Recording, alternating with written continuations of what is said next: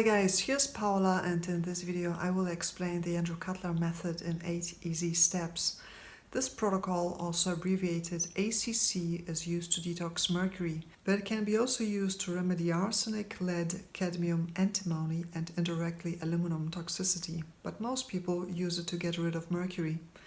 The video is structured in the following manner. I will first go into what qualifies me to talk about Andrew Cutler Chelation. Then I will present 8 steps how to apply this method, and at the end I will briefly go into what I think about this program after having followed it for nearly 5 years. Oh, and if you're wondering why I look a bit stiff and don't move my head a lot, that's because I usually wear a neck brace. When I take it off, things feel a little bit unstable, so that's just for those who may wonder why I look like a robot. And if you'd like to support my videos and my ever-growing collection of neck braces, just go to thepowerofozone.com/donate. Thank you very much. Also keep in mind, I'm not a medical doctor, so please don't take anything I'll be saying here as medical advice, especially the information about DMSA or DMPS, which are prescription medication in most countries. So let's begin. What qualifies me to talk about the Andrew Cutler method? First of all, I myself have chelated for close to 5 years with that very approach. I also obtained a certificate from Dr. Cutler after completing a one-on-one course with the man himself. I've also read all 3 of his books, Amalgam Illness, Hair Test Interpretations, and the Mercury Detoxification Manual. Additionally, I had communicated with Dr. Cutler over the years through email, phone, and chat. I've also worked with numerous patients and other willing guinea pigs and have interpreted many hair tests according to Dr. Cutler's counting rules. I also applied that method on patients during my work as a natural health professional in Germany and continue to do so during my online consultations. And I used to be a member of the Andrew Cutler cult, Facebook group for years. I don't care much for expert labels, but I have to admit, when it comes to the Andrew Cutler protocol, I know my shit. And by the way, if you want to get a piece of that good shit, you can. Just go to thepowerofozone.com/bookme and unlock the vast and super exclusive knowledge contained in this shockingly good-looking, although a little stiff, vessel. I actually know and have experienced so much when it comes to this protocol that I now know that Dr. Cutler was wrong about many things. More on that at the end of the video. But I do believe that his protocol works and that it's the only safe and effective way to get rid of chronic mercury poisoning. So if you think that you are one of those, in my opinion, extremely rare individuals and that chronic mercury poisoning is what is making you sick, this is how you can get rid of it. Step number 1, make sure you can chelate. This means make sure you don't have any amalgam fillings anymore, nor any remaining bits of amalgam fillings in your mouth. If your amalgam fillings were exchanged with composite material, you can get x-rays done to check for possible leftovers. Choose bite-wing x-rays, don't go for panoramic images. Panoramic x-rays are not detailed enough to check for amalgam remainders. Bite-wing images are. Step number 2, decide which chelator you can and which one you have to use. Which one can you use? If you just had your fillings removed, you can only chelate with either DMSA or DMPS for the first 3 months after amalgam removal. You can also just wait and not chelate at all. After those 3 months, you can continue with DMSA and DMPS and add alpha-lipoic acid, but you don't have to. You can also switch to ALA alone. You can complete the whole process with just alpha-lipoic acid. But you cannot use alpha-lipoic acid in the first 3 months post-amalgam removal. Which chelators do you have to use? You have to use ALA if you're mercury toxic after the first 3 months. You have to use DMSA if you're lead toxic. You have to use ALA or ALA in combination with DMPS if you're arsenic toxic. Step number 3, learn how the ACC protocol works. During ACC, small oral dosages of chelators are taken in rounds of minimum 63 hours. During those rounds, the chelators are taken around the clock, day and night, according to their half-lives. Yes, you heard that right, day and night. Many people have a hard time accepting that, but the sooner you understand it, the less I will have to answer questions like, do I really need to wake up in the middle of the night? Can I just double the dosage before bed? No, you can't. And yes, dear snowflake, you do have to get up in the middle of the night. There is no way around it. I know, the reason many people scare away from this is not because they're snowflakes, but because many have problems with insomnia, which can be brutal. There are ways to fix that though. But whether it's sleeping problems or acute snowflakiness, the answer is still the same. One absolutely has to wake up in the middle of the night. No exceptions. If you don't take them at night, you're not doing ACC, and you may be making things worse instead of better. Step number 4, choose a dosage. ACC calls for small oral dosages. This means anything from 3 to 20 milligrams at the beginning. Which starting dosage is the correct one for you depends on how you respond. You find this out through the first chelation rounds. In general, what has emerged among thousands of people chelating is the following recommendation. The sicker you are, the smaller the dosage should be. Some start with as low as 3 milligrams. Even dosages of 1 milligram are not unheard of. If you're bedridden and can barely function, choose around 3 milligrams. If you can work and function, you may begin with something between 10 or 20 milligrams or more. Step 5. Set up a chelation schedule. In the following, I will show example schedules. Take note that I choose 72-hour, not 63-hour rounds. Longer rounds are always allowed, shorter ones never.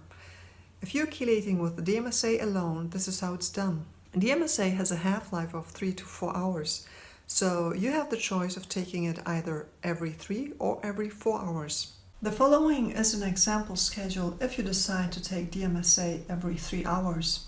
So on day 1, you would start at 12 a.m., then continue with 3 a.m., 6 a.m., 9 a.m., 12 p.m., 3 p.m., 6 p.m., 9 p.m. So basically every 3 hours you take one dosage, and then you repeat the process on day 2 and day 3. And this will result in a total of 24 dosages. If you decide to take DMSA every 4 hours, then your schedule could look like this. On day 1, you start at midnight, 12 a.m., you continue with 4 a.m., 8 a.m., 12 p.m., 4 p.m., and 8 p.m. And then you repeat the same thing on day 2 and day 3. DMPS is the other chelator which can be used during the first 3 months post-amalgam removal. It has a half-life of 6 to 8 hours, so you can take it either every 6 or every 8 hours. If you decide to take DMPS every 6 hours, then your schedule may look like the following one. You will take one dosage at 12 a.m. and then at 6 a.m., 12 p.m. and then 6 p.m. and then of course repeat this on day 2 and day 3. If on the other hand you decide to take DMPS every 8 hours, then this will result in only 3 dosages per day. For example, at 12 a.m., 8 a.m. and 4 p.m. If you're chelating with ALA alone, you need to take it every 3 hours since that's the half-life of ALA. So you'll be doing the same schedule I described above with DMSA every 3 hours. So this schedule looks exactly like the one with DMSA every 3 hours. So you start, for example, at midnight at 12 a.m., then continue with 3 a.m., 6 a.m., 9 a.m., 12 p.m., 3 p.m., 6 p.m., 9 p.m., and then you do this on day 2 and day 3. Now to the combination schedules. If you combine ALA and DMSA, you take them every 3 hours, not every 4 hours. So the schedule looks just like the first DMSA schedule I showed above, or just like the ALA schedule, with the only difference that with each dosage you take both chelators, ALA and DMSA.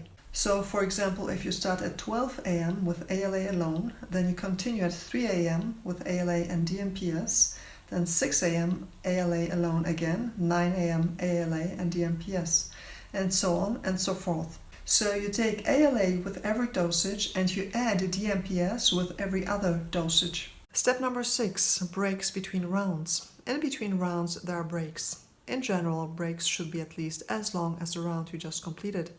So if you just finished an 11-day round, you should do a break of at least 11 days. But Andy said there was an exception to this. If you start feeling bad on the 3rd day of the break, you can start a new round on the 4th day after the last round ended, no matter how long the previous round was. So the minimum length for a break are 3 days. Step number 7, rinse and repeat. ACC is a constant repetition of rounds and breaks. You do a 3-day round, you take a 3-day break, then you start a new round and do another break over and over again. Step number 8, increasing the dosage. Constantly and gradually increasing the dosages of the chelators is a very important part of the protocol. This needs to happen in a slow and controlled manner. Except at the beginning. There, in order to find the correct starting dosage, one can move a bit faster. The first few rounds are always a sort of a testing ground. One needs to find through trial and error the correct dosage. In the beginning, you can double the dosage from round to round in order to find the correct one for you. Once you have found it, you stay there for several rounds and increase by a maximum of 50%. You can only increase from one round to another, never increase in the middle of a 3-day round. If a dosage turns out to be too high, abort the round, wait 3 days, and then start a new one with a lower dosage. Stay there as long as you feel an effect, either positive or negative. This can last for several rounds, after which you increase by maximum 50%. So this is the most important outline of the protocol. There are of course other things to consider, like supplementation, when you can make the intervals longer, how and when rounds should be aborted, and many other things. But with the description I just gave and the accompanying article I have written on the subject, you can safely chelate with Dr. Cutler's method. So what's my personal take on Dr. Cutler's legacy after having followed it religiously for close to 5 years?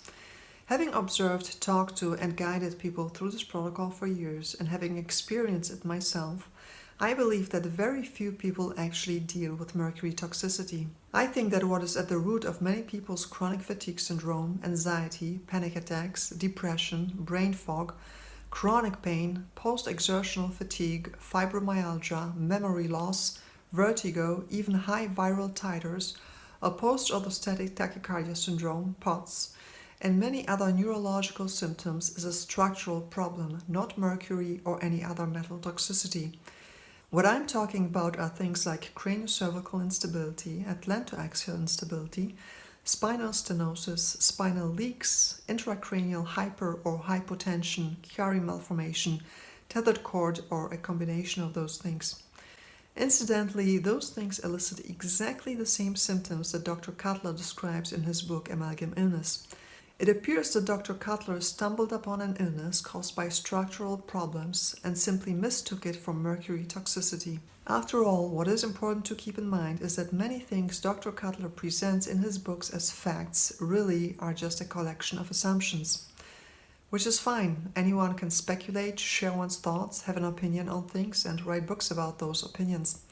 What is important in science, though, and Dr. Cutler was revered as a man of science during his lifetime, is to clearly distinguish in one's writings assumptions from facts. And Dr. Cutler very often failed to do so, which in science is really an unforgivable offense. So before you decide to dedicate several years of your life to a program without having a guarantee that it will help you, consider some of the structural issues I mentioned above first. My prediction: in the future, spinal fusion surgeries will be a common life hack. Not only a remedy for chronic illness, but an upgrade to improve one's cognitive and physical functions in later life. That's it, guys. That was another episode of The Crazy Ozone Lady. If you want to send me money, I'm always there for you. Just go to thepowerofozone.com/donate. Let me know what you think about my wacko ideas in the comments below, or not, whatever. In the meantime, keep it pink and go eat a damn steak. Be human, eat meat. Take care.